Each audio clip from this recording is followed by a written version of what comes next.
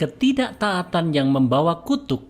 Refleksi pagi 372. Bagaimana kejatuhan kota Yerusalem oleh bangsa Babel digambarkan oleh Nabi Yeremia? Ini gambaran di Ratapan 4 ayat 1 dan 2. Ah, sungguh pudar emas itu. Emas murni itu berubah. Batu-batu suci itu terbuang di pojok tiap jalan. Anak-anak Sion yang berharga, yang setimbang dengan emas tua, sungguh mereka dianggap belanga-belanga tanah buatan tangan tukang periuk. Saudara-saudara, kehancuran bait Allah dan kota Yerusalem digambarkan sebagai emas yang menjadi pudar dan tidak menawan hati lagi. Dibuangnya bangsa Yehuda yang semula seperti emas tua yang sangat berharga, menjadikannya hanya seperti belanga tanah yang mudah pecah dan tidak berharga lagi. Karena ketidaktaatan Yehuda, bangsa pilihan Tuhan ini dimurkai sehingga menjadi bangsa buangan. Saudara-saudara, ketaatan kepada Tuhan adalah hal yang sangat penting bagi orang percaya. Tuhan Allah adalah Allah yang menciptakan segala sesuatu. Oleh sebab itu, segala sesuatu adalah miliknya. Hanya Dialah yang memahami apa yang terbaik bagi ciptaannya. Hai orang percaya di Indonesia, sadarilah mengapa kita perlu taat, karena ketaatan kepada Tuhan Allah itu adalah demi keuntungan manusia. Tuhan sebenarnya tidak perlu kita, tetapi kita perlu Tuhan senantiasa. Jadi, jangan contoh ketidaktaatan bangsa Yehuda. Kalau sudah ada contoh jelek, mari kita hindarkan itu, karena itu akan membuat hidup kita tidak bermutu. Mau hidup bermutu? Taatilah Tuhan dan terang Tuhan akan makin bersinar cemerlang dimanapun kita berada.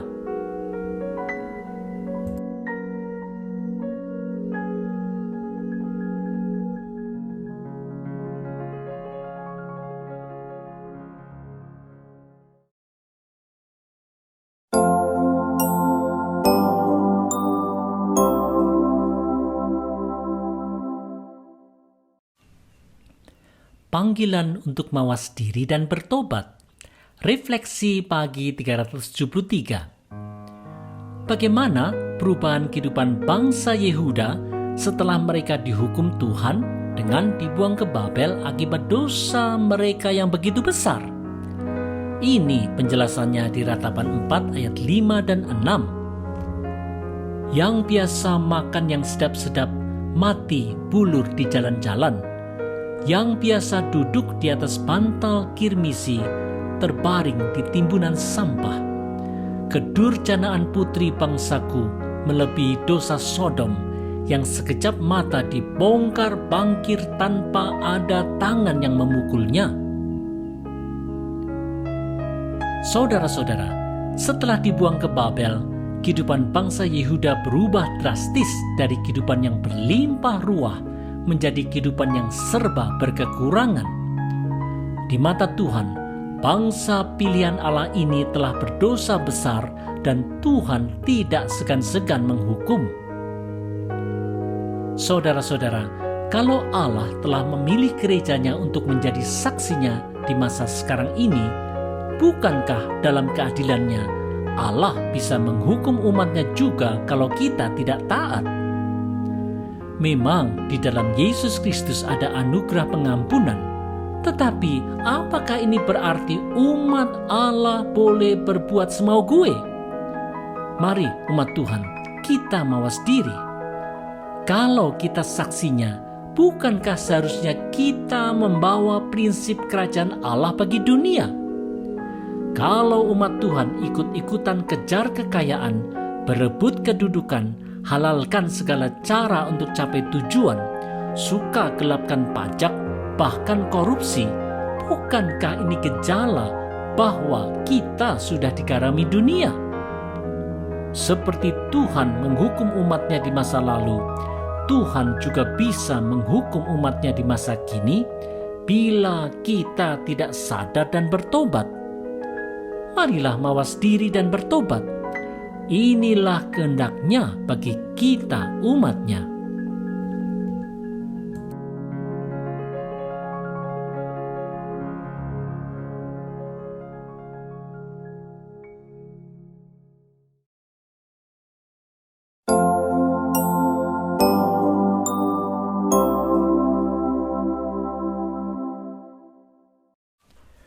Menjadi pemimpin umat yang taat Tuhan.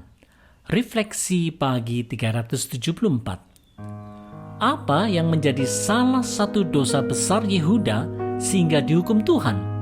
Ini ungkapan Nabi Yeremia di Ratapan 4 ayat 11 dan 13. Tuhan melepaskan segenap amarahnya, mencurahkan murkanya yang menyala-nyala dan menyalakan api di Sion yang memakan dasar-dasarnya.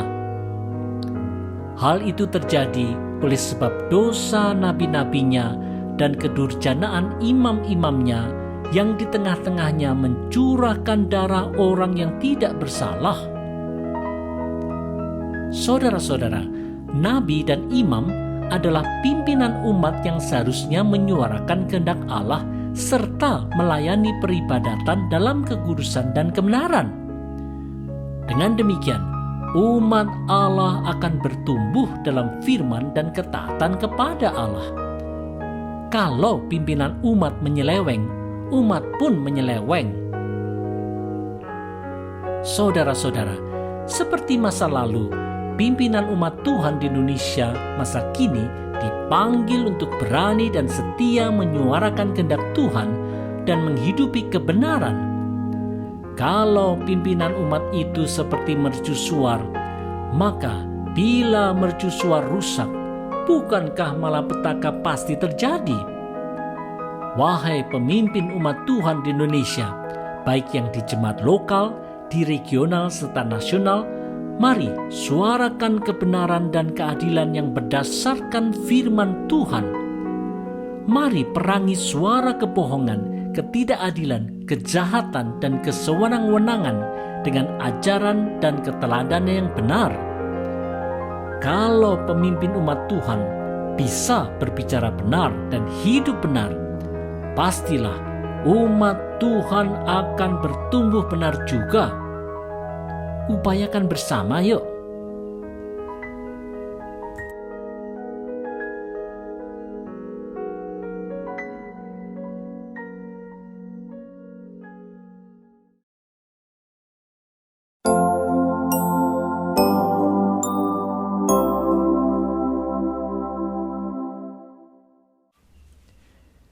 Ditolak Tuhan dan ditolak umat. Refleksi pagi 375. Para nabi dan imam telah ditolak Tuhan dan umat-Nya. Ini ungkapan Nabi Yeremia di Ratapan 4 ayat 14-16 tentang mereka.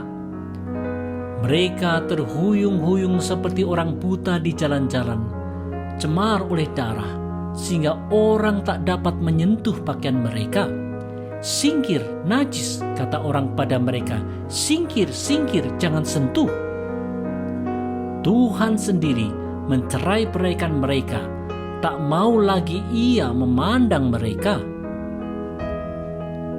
Saudara-saudara, para nabi dan imam adalah pemimpin umat Tuhan yang seharusnya menjaga supaya bangsa Yehuda tetap takut akan Tuhan. Kalau para pemimpin umat justru bertindak jahat dan melawan Tuhan, sudah sepantasnya lah mereka dianggap najis di mata Tuhan dan umat-Nya. Saudara-saudara, sangatlah ironis bila pemimpin umat Tuhan yang seharusnya menjadi benteng dan perawat umat justru menjadi pelopor dalam kejahatan di mata Tuhan. Bila pemimpin umat sudah tidak menyuarakan lagi kebenaran Tuhan, sudah lebih senang hidup ikut prinsip dunia daripada prinsip Alkitab, sudah lebih suka mengejar kemuliaan diri daripada kemuliaannya, sudah lebih suka memperkaya diri daripada membangun umat, sudah lebih suka kekuasaan daripada pelayanan umat, berhati-hatilah, karena bisa-bisa Tuhan dan umatnya akan menolak, bahkan menganggapnya najis seperti yang terjadi pada zaman Yeremia dulu. Janganlah sampai hal ini terjadi pada pemimpin umat Tuhan di Indonesia.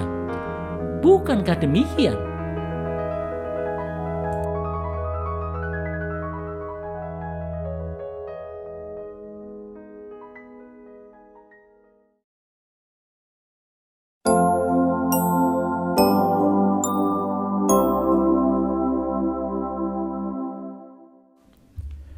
Berharap pada pertolongan Tuhan saja.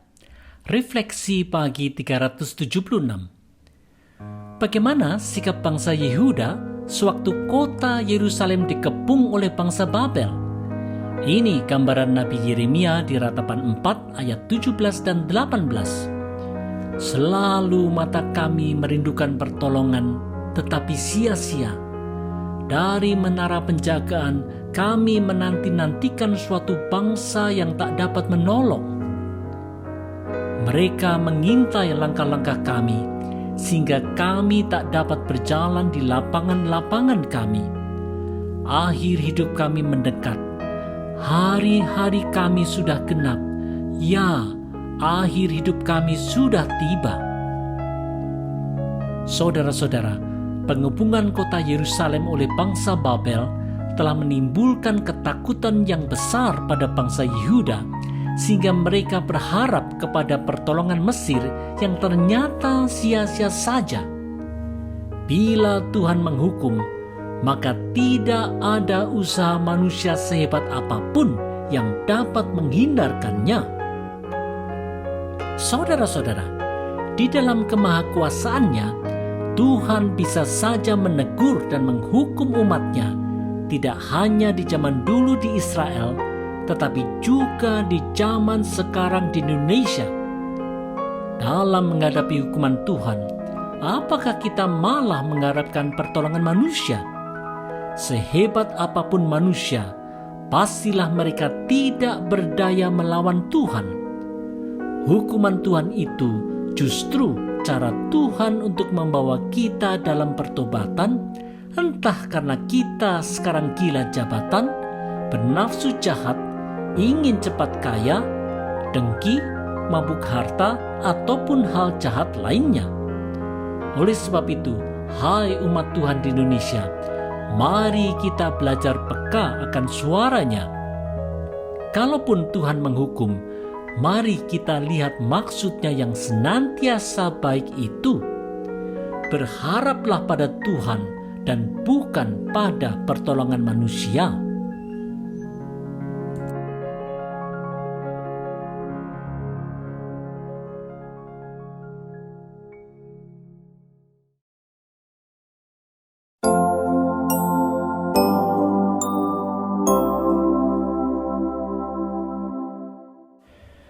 Bersama-sama berharap kepada Tuhan. Refleksi pagi 377. Kepada siapakah bangsa Yehuda berharap untuk bisa melepaskan diri dari kejaran bangsa Babel? Mari lihat Ratapan 4 ayat 19 dan 20. Pengejar-pengejar kami lebih cepat daripada burung Raja Wali di angkasa. Mereka memburu kami di atas gunung-gunung, menghadang kami di padang gurun. Orang yang diurapi Tuhan, nafas hidup kami tertangkap dalam pelubang mereka. Dia yang kami sangka, dalam naungannya kami akan hidup di antara bangsa-bangsa. Saudara-saudara, bangsa Yehuda berharap supaya Raja Zedekia, raja terakhir kerajaan Yehuda, sebagai orang yang diurapi Tuhan, dapat menolong mereka. Tetapi itu sia-sia.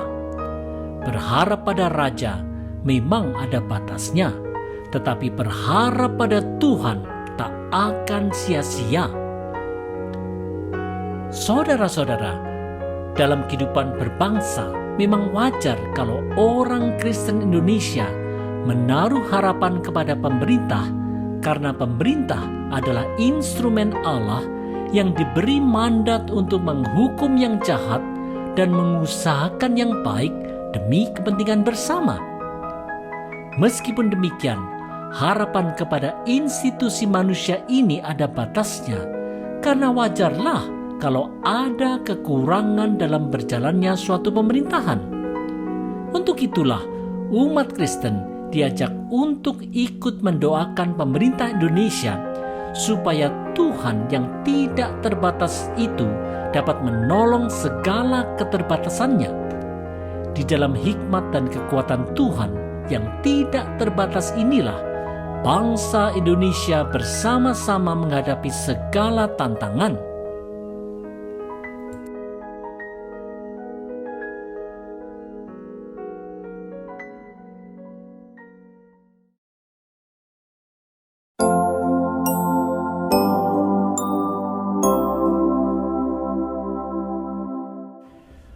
Mewujudkan hukum kemanusiaan bagi semua. Refleksi pagi 378. Nabi Yeremia secara sarkastik menegur bangsa Edom, keturunan Esau, karena mereka bergembira melihat penderitaan bangsa Yehuda. Ini tegurannya di Ratapan 4 ayat 21 dan 22. Bergembira dan bersukacitalah hai putri Edom, engkau yang mendiami tanah Uz.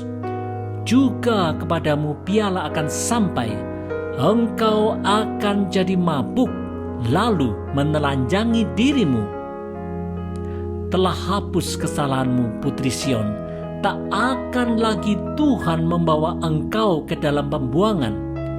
Tetapi kesalahanmu, putri Edom, akan dibalasnya, dan dosa-dosamu akan disingkapkannya. Saudara-saudara, seperti halnya Tuhan menghukum bangsa pilihannya karena dosa-dosa mereka, Tuhan akan menghukum bangsa Edom juga karena dosa-dosa mereka. Inilah wujud dari keadilan Allah. Saudara-saudara, adanya berbagai suku, bahasa, ras, dan bangsa adalah anugerah Tuhan. Di dalam kemajubukan inilah Tuhan mencurahkan anugerah bagi semua orang, berupa anugerah kehidupan dan alam semesta, serta hukum alam untuk mengaturnya. Walaupun manusia telah berdosa, Tuhan tetap memberikan hukum kemanusiaan untuk hidup bersama, yaitu melalui perlindungan HAM, sehingga manusia tidak bisa berbuat semaunya terhadap orang lain. Pelanggaran terhadap hukum kemanusiaan dalam pelanggaran HAM juga merupakan hal yang dimurkai Tuhan siapapun yang melakukannya. Oleh sebab itu, sebagai sesama warga negara Indonesia, mari kita perjuangkan hukum kemanusiaan bagi semua dalam rangka kiprah kita untuk mengasihi sesama.